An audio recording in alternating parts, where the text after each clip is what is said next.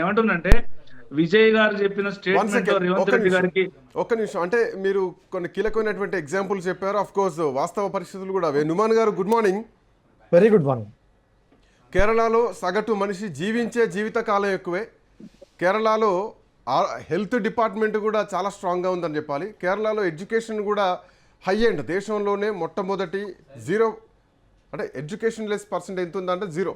So నిరక్షరాస్యత అనేది లేదు కేరళలో.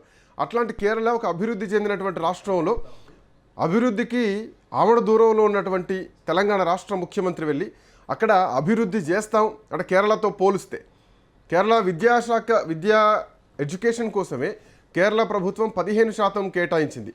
ఇక్కడ అట్లీస్ట్ 18% కేటాయించాలని చెప్పేసి ఆకునూరు మురళి ఒక రికమెండేషన్ చేసినా కానీ కనీసం 10% బడ్జెట్ కూడా పెట్టలేనటువంటి మనం పోయి కేరళలో ప్రచారం చేస్తే తెలంగాణ పరువు పోతుంది, అబద్ధాలు చెప్పి ప్రచారాలు చేస్తున్నారు.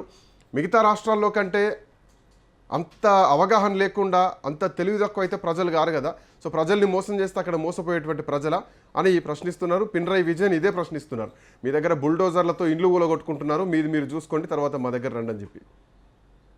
Very good morning to you Srikanth గారు as well as కంబోజు గారు అండ్ ఆల్ ద వ్యూయర్స్. ఏదైతే మనం మాట్లాడుతున్నామో కేరళ ఎలక్షన్ గురించి, ముఖ్యమంత్రి వర్యులు శ్రీ రేవంత్ రెడ్డి గారు అక్కడికి పోయి ఎలక్షన్ క్యాంపెయిన్ లో వారు పార్టిసిపేట్ చేస్తూ ఉండడం, అక్కడ వస్తున్నటువంటి విశేష స్పందనని చూసి అక్కడ ఉన్నటువంటి కరెంట్ ముఖ్యమంత్రిగా ఉన్నటువంటి పినరయి విజయన్ గారు వారు మా మీద ఎదురుదాడి చేయడము, వారు డిఫెన్స్ కింద వారు మమ్మల్ని చెప్పడం, తెలంగాణలో ఏ రకంగా అయితే మీరు అమలు చేస్తున్నారు చూపించండి అని చెప్పేసి కంపారిజన్ చేస్తూ వారు మాట్లాడుతున్నారు.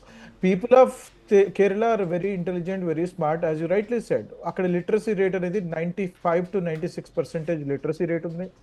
వారు చాలా విఘ్నులు, వారికి తెలుసు కేరళకి ఏం అవసరం అని చెప్పేసి. వారు గత 10 సంవత్సరాలుగా కేరళలో ఏ రకంగా అయితే వాళ్ళు పాలించారు, ఏ రకంగా అయితే డిక్టేటర్షిప్ కింద వారు పాలించారు, ఏ రకంగా అయితే ప్రామిసెస్ చేసినటువంటి ప్రామిసెస్ ఫుల్ఫిల్ చేయలేకపోయారు, ఏ రకంగా అయితే కుటుంబ పాలన అక్కడ జరిగింది, వారి కూతురు కానివ్వండి, వారి అల్లుడు కానివ్వండి, వారు సీఎంఓలో ఉంటూ మొత్తం ఏకీకృతమై 100% కాన్సన్ట్రేషన్ తో వారు ఓన్లీ సీఎంఓలో, మిగతా వారికి ఎవరికి కూడా మినిస్టర్స్ కుటుంబ పాలన గురించి కాంగ్రెస్ పార్టీ మాట్లాడుతుందా?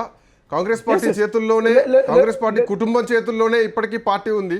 సో మీరు కుటుంబ పాలన గురించి మాట్లాడితే కొంచెం విచిత్రంగా అనిపిస్తుంది. కాంగ్రెస్ పార్టీ కుటుంబ చేతుల్లో లేదు. Congress party is in the hands of the democratic people. Within the party ఏ కుటుంబం అంటే ఇప్పటి వరకు ఎవరి చేతుల్లోకి వెళ్ళింది? పార్టీ మారి ఇప్పుడు కనీసం బీజేపీలో అధ్యక్షులు మారుతా ఉంటారు, ప్రధానులు మారుతా ఉంటారు. కాంగ్రెస్ పార్టీలో ఆ ఫ్రీడమ్ లేదు కదా. అదే నెహ్రూ, అదే ఇందిరాగాంధీ, అదే రాహుల్ గాంధీ, అదే రాజీవ్ గాంధీ, అదే సోనియా గాంధీ, అదే రాహుల్ గాంధీ, ఇప్పుడు అదే ప్రియాంక గాంధీ. ఇది కాకుండా కొత్తగా వచ్చారా కాంగ్రెస్ పార్టీకి? yes మల్లికార్జున ఖర్గే గారు is our president. బట్ అదే మల్లికార్జున ఖర్గేని ఒక ప్రశ్న అడిగితే నేను అధిష్టానంతో మాట్లాడి చెప్తా అన్నారు మీడియాతో. సో మరి అధిష్టానం ఎవరు ఆయన మాటల్లో? అధిష్టానం అనేది సిడబ్ల్యూసి ఏదైతే ఉంటుందో కలెక్టివ్ ఎఫర్ట్ తీసుకుని వారు అక్కడ తీసుకున్నటువంటి నిర్ణయాల గురించి వారు చెప్పారు. దానిని హైకమాండ్ అని పిలుస్తారు తప్పితే వారు ఒకరో రాహుల్ గాంధీ గారు కానివ్వండి, ప్రియాంక గాంధీ గారు కానివ్వండి, మేడం సోనియా గాంధీ గారు కానివ్వండి అని చెప్పేసి ఎక్కడా చెప్పలేదండి. మా దగ్గర we have a protocol. Elections వచ్చినప్పుడు ఏ రకంగా అయితే సిఈసి డిటర్మైన్ చేస్తుందో మేజర్ పార్టీలో ఫంక్షన్ గురించి సిడబ్ల్యూసి నిర్ణయాలు తీసుకుంటుంది. సిడబ్ల్యూసి నిర్ణయాలని పట్టుకుని వారు హైకమాండ్ చెప్పడం జరిగింది తప్పితే మరొకటి కాదు. కేరళలో మీరు చేస్తున్న ప్రచారానికి పినరయి విజయ్ ఇస్తున్నటువంటి కౌంటర్ చాలా గట్టి కౌంటర్ కదా, పరువు తీసుకుంటున్నట్టుగా అనిపించట్లేదు. ఎందుకంటే నీతి ఆయోగ్ ఇస్తున్నటువంటి లెక్క ప్రకారం 2023-24లో కేరళలో మొదటి స్థానంలో ఉంది. కేరళలో అవినీతి, పరిపాలనా వైఫల్యం ఉందని మీరు మాట్లాడుతున్నారు. బట్ కేరళలో అట్లాంటిది లేదని చెప్పేసి సుస్థిరాభివృద్ధిలో నీతి ఆయోగ్ ఇస్తున్నటువంటి రేటింగ్ అది. తో పాటు కేరళలో పేదరికం 0.55% మాత్రమే.